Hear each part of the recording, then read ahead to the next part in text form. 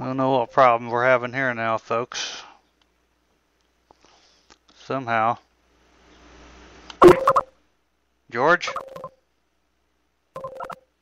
Yep, sounds like we lost George again. Lost the connection. We'll try calling back again. I'm not sure. Okay, George? John, can you hear me? Yeah, I don't know what happened John? there. Yeah, can you hear me? Well, the way I figured, yeah, and you can hear me, I trust, right? Yes. I'm Okay, not sure apparently where we were. we're having a light drizzle here. Okay, we're having a light drizzle in Springfield, so maybe the equipment can't handle moisture in the air. Who knows what's happening? I was talking about how the freeze decision in '69 ruled that the General Assembly absolutely could not pass a mandatory helmet bill. And then I think I pretty much cut off, didn't I? Yeah. Or did we get into the seatbelt that was about decision? The part. Nope, you're right in that area where he took it to the Supreme Court. Okay, well, in 1996, the Illinois Supreme Court ruled that seatbelts could be mandated in Illinois. And when they ruled that way, they went back to that freeze decision and said, to the extent that that is inconsistent, that it is reverse it outright, but they said that you can't rely on that decision to justify not wearing a seatbelt. And for those bikers out there that think that seatbelt legislation is not related to them, all they have to do is read that CORIG decision. And to people in ABATE, and I must be talking in a different language because they just don't pay attention to it. But be that as it may, that is an illustration of how you have to look beyond exact motorcycle issues to other things that can influence the way you ride, the way you want to live your life. And what I wanted to say about 1986 was that prior to 86, we'd been working pretty hard trying to get this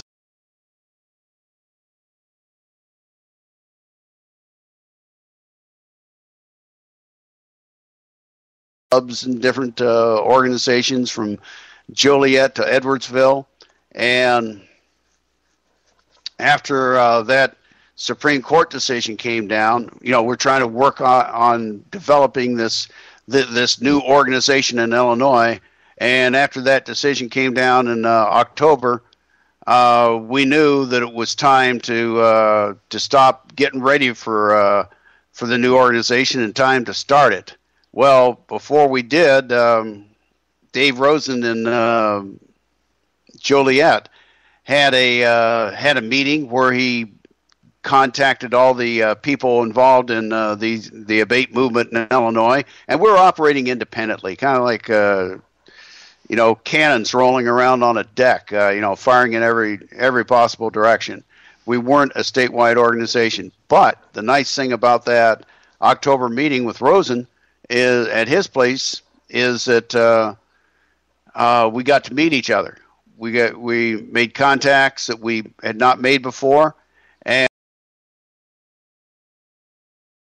in Hayworth, Illinois, in December, and really put this organization together. Really make sure that it made some sense.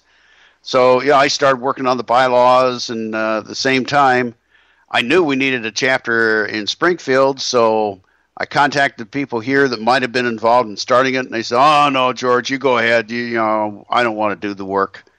And so I started the chapter here in Springfield because I wanted that chapter to be one of the founding chapters of the organization. And then in December, ABATE of Illinois was formed up in Hayworth, Illinois.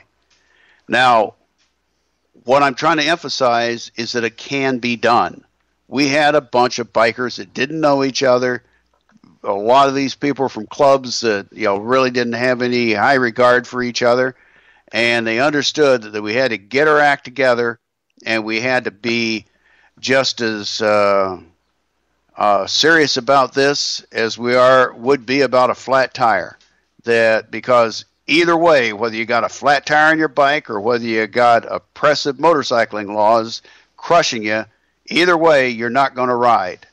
And we were determined that we were going to ride.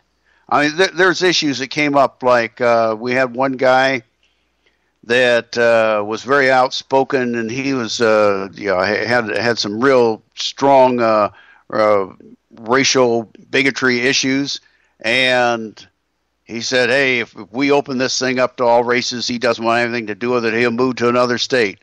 And basically, we told him, "Well, have a nice trip.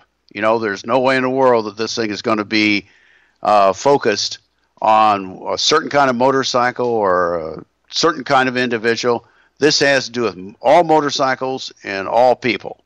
And that makes an organization a lot stronger when you make it clear that the only agenda you have is this precise thing called motorcycling rights.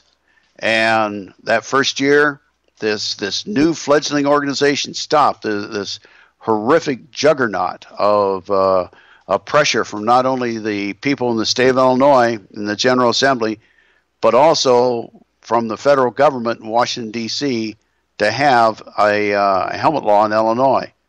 So what I'm trying to emphasize here is that it's possible. It is possible for responsible citizens to gather and make a difference, to bend the will of this huge government to the demands of the people. And I think that we've proved that can be done. And that what I'm talking about happened many years ago. What is that, 29 years ago, 86 to 2015? So yeah. That if it happened then, it certainly can happen now. And the important thing is, just because it happened once doesn't mean our job is done. Because the people that would take away your rights are always going to be there.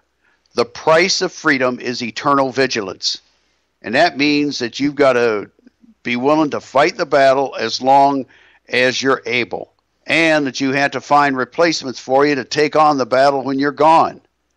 Because you don't want to be just a footnote in history where people say, well, you know, they did this wonderful, bold thing, but it burned out, and it's too bad. But, you know, there used to be a time when men were free and you could ride your motorcycle without government restrictions. But that doesn't exist anymore. They were just silly for thinking that could happen forever. You don't want people to say that. You want people to say, hey, these people fought the battle when it needed to be fought, and it's our turn to fight it now because it still needs to be fought.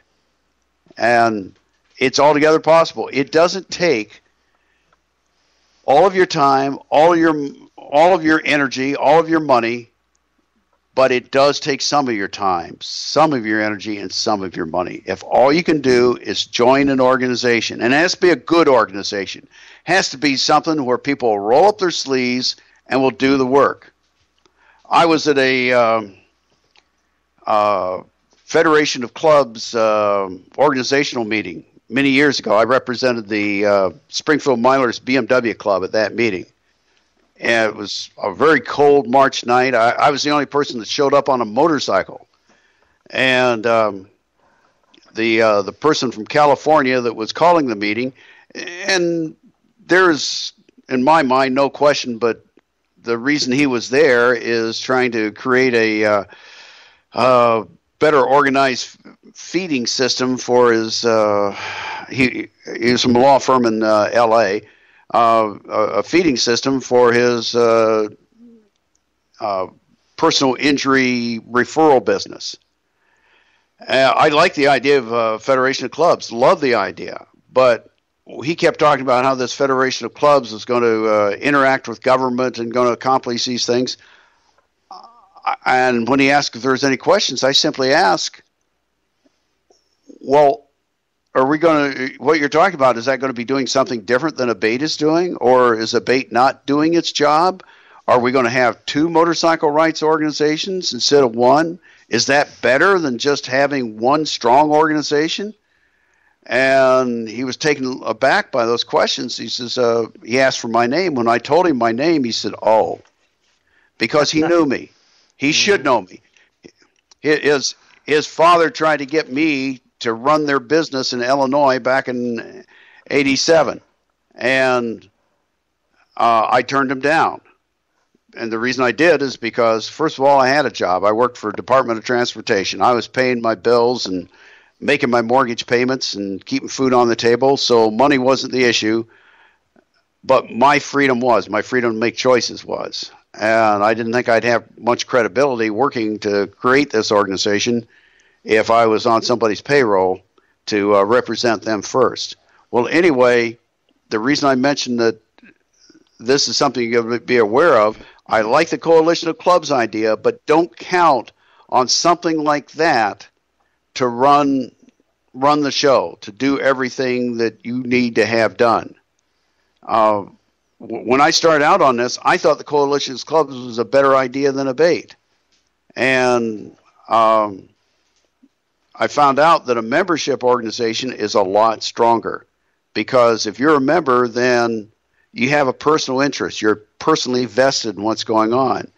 If you're just a member of a club, that sounds bad, just a member. If you're a member of a club whose focus is elsewhere and the club is a member of the organization, you're kind of like one step removed from what's really happening. It's kind of hard for you to take personal involvement in what's happening.